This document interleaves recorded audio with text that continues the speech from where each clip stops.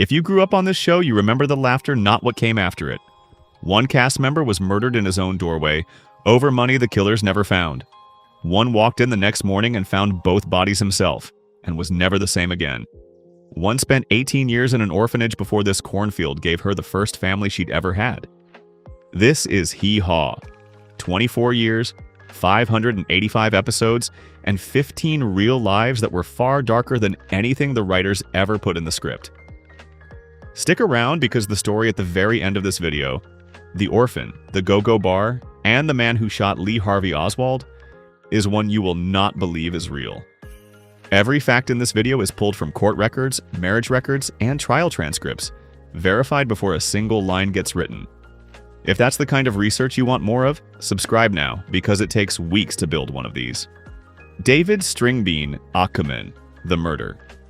Let's start with the darkest morning this cast ever lived through. David Akeman played Stringbean, the gentle, scarecrow-thin banjo picker who read his letter from home every week. In real life, he'd grown up so poor in Annville, Kentucky, that he once traded a pair of chickens for his first banjo, and he never fully learned to read at all. Having watched banks collapse during the Depression, Akeman never trusted them. He hid his cash inside the walls of his own cabin instead, a habit that had become local legend around Nashville long before it reached the wrong ears.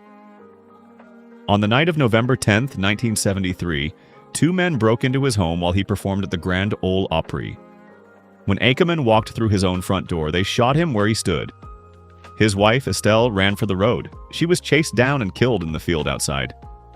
The killers got away with $250 from his overalls. They missed the roughly $20,000 hidden behind a chimney brick. Not discovered until 1996, and mostly ruined by rodents by then. Grandpa Jones, the morning after. The man who found them both was his neighbor and closest friend, Louis Marshall Jones, known to America as Grandpa Jones. Jones walked over for a planned hunting trip the next morning and discovered both bodies himself. He later testified at the killer's trial, identifying one of the stolen guns as his own gift to Akeman. Friends said he never quite closed his eyes the same way again. He kept performing with his wife Ramona for 3 more decades, growing steadily more reclusive, before playing the Grand Ole Opry one final time in January 1998. He died weeks later at 84, still quietly carrying a mourning he never asked to witness. Buck Owens? The Highway. Buck Owens co-hosted this show, grinning through every episode. What almost nobody watching understood was how much of that grin was armor. Owens built the entire Bakersfield sound and walked into Hee Haw with 21 #1 hits already behind him. His guitarist and closest musical partner, Don Rich, finished every one of his musical sentences, until Rich died in a motorcycle accident in July 1974. People who worked with Owens afterward all said the same thing. The light behind his eyes switched off. He married 4 times, grew difficult with employees, and poured himself into business instead.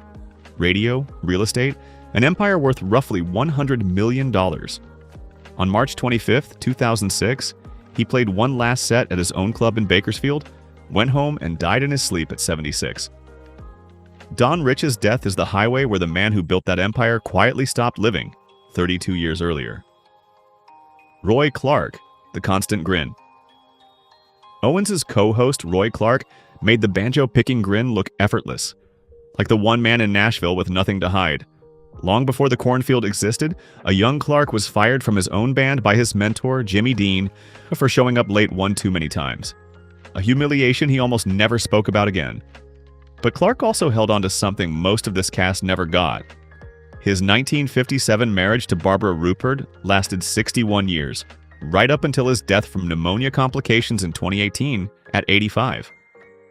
In an industry built on goodbyes, that made him the rare exception. If you're wondering how women on this cast were treated behind the scenes, the next story is the one that answers it.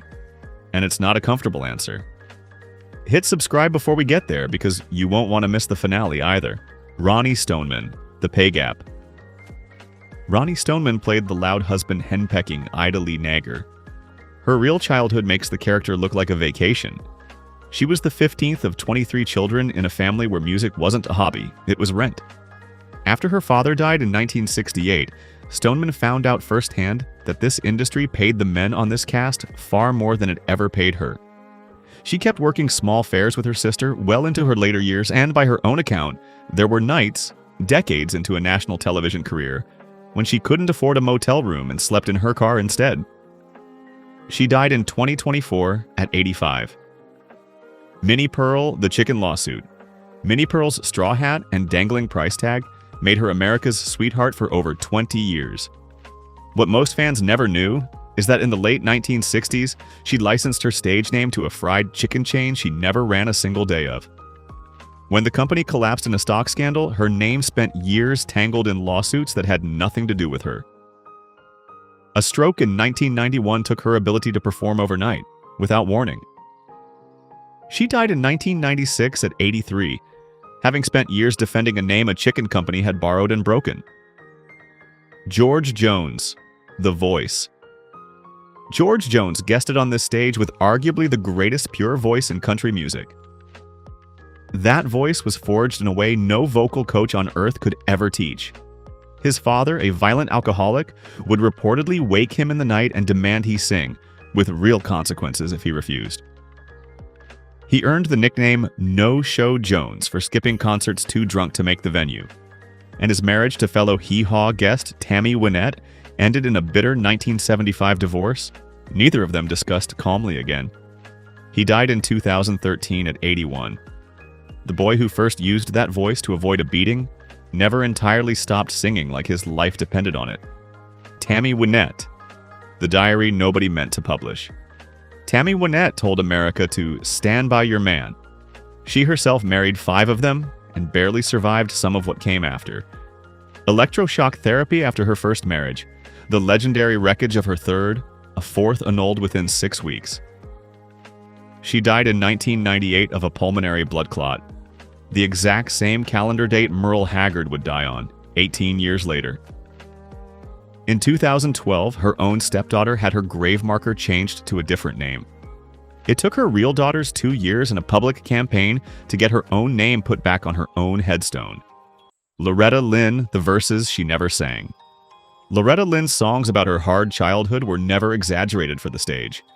Married at 15, a mother at 16, she became country music's fiercest, funniest voice for 6 decades. She outlived 2 of her own 6 children. Her son Jack drowned crossing a river in 1984, and her daughter Betty Sue died in 2013. She kept performing through a stroke and a broken hip, and died peacefully in 2022 at 90.